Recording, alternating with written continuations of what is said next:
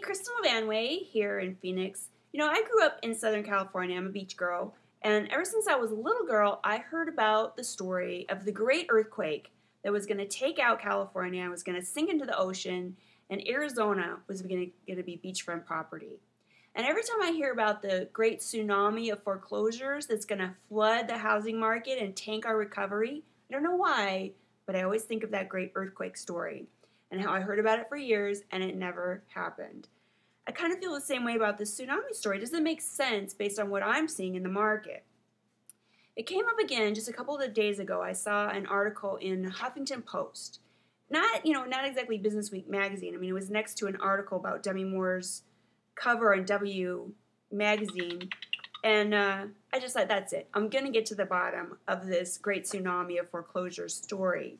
So I went back, I did, look back to see what have some of the other articles been saying. There was an article in January in CNN Money talking about the hundreds and hundreds and thousands of foreclosures that the banks are hoarding like squirrels. They're just hanging on to them and they're not putting them at the market. But when they release them, that's it. Prices are going to be just tanking. Well, I can tell you that hasn't happened here in Phoenix. I mean, we're a hotbed of foreclosure activity. We're one of the top foreclosure towns in the nation. And foreclosures are selling like hotcakes. There's way more demand than supply.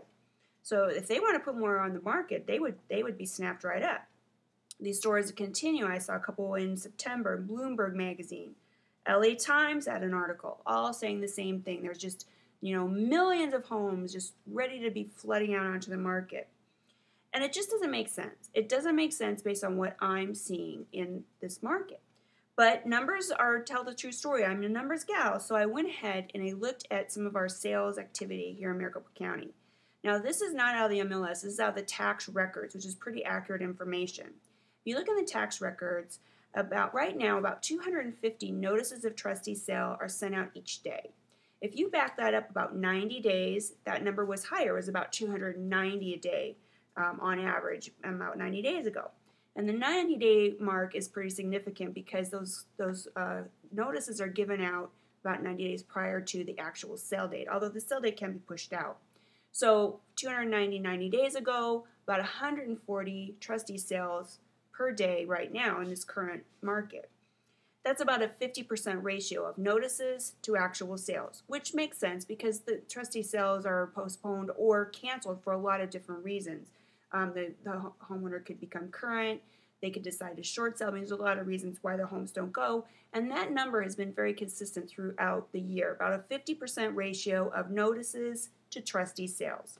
The numbers go up and down, but the ratios seem to be very, very consistent. Now, if you look at the number of homes that are sold at the trustee sale to a third party, those aren't going back to the bank. That's a person who's buying those properties, and they're not going back to the bank. It used to be about a 5 to 10% number, but now it's more like 20 to 25%. So if you take those homes out of the mix, you're looking at about 780 homes each week that are going back to the bank. All right, that's right now what's happening. Now, if you look at our sales are matching up pretty closely. Anywhere between 3,000 to 4,000 homes are sold each month that are bank-owned properties. And those numbers seem to match very closely with the up and down of the notices of trustee sale and the actual trustee sales. The numbers peaked in April. We had about 325 notices of trustee sale going out each day in April, and that tracked to a very high market 3 months later. So May, June, July time frame, we were seeing a huge amount of inventory, bank-owned properties being sold, matched up pretty much consistent with the numbers I'm telling you. So bottom line is this. I'm not seeing it. Where's this secret stash coming from? If there's a secret stash coming from anywhere, I would think we would be a big supplier of it, being that we have a lot of foreclosures occurring in Phoenix right now. If somebody can explain to me where these millions of secret homes are coming from, I would be most grateful. I just don't see it. So here's what I'm going to do. First of all, I'm not planning on beachfront property here in Arizona anytime soon, and I'm not going to worry about a giant flood of foreclosures hitting in 2010 because I just don't see any evidence that it's going to happen.